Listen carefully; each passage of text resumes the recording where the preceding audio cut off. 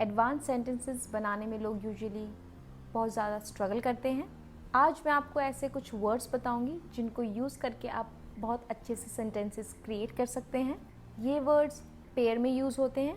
So let's start. Welcome back to Click English. My name is Preeti. Today we are going to learn correlated conjunction.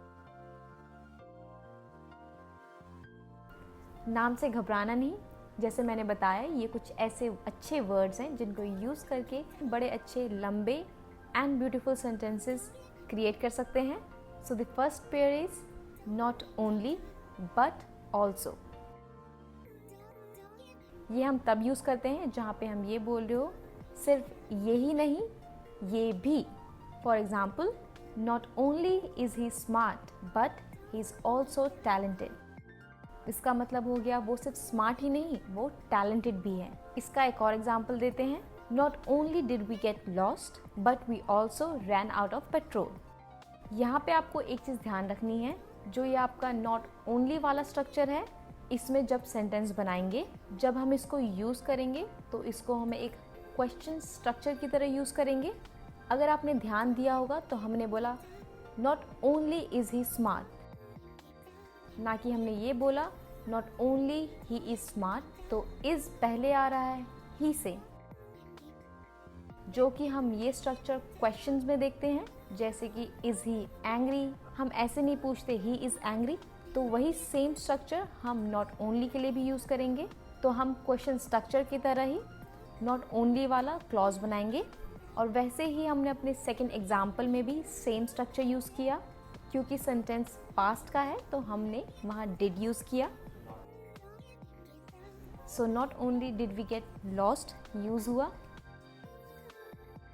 So next हमारा बड़ा ही अच्छा pair है और easy भी है, that is as and as. वहाँ use होता है जहाँ हम एक चीज़ को दूसरी चीज़ से कंपेयर कर रहे हो।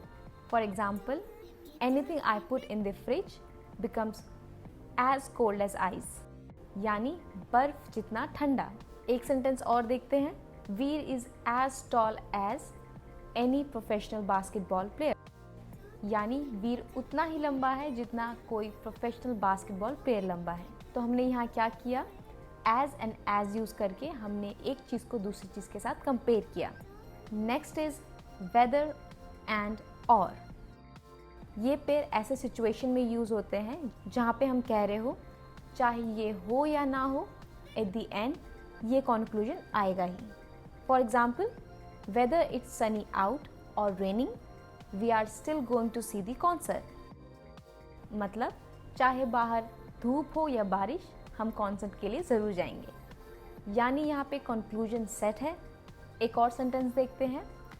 Weather she studies or not, she is still going to pass the test.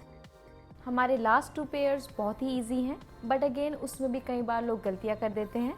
Next is either or. For example, we can either go to the movies or stay inside and watch Netflix.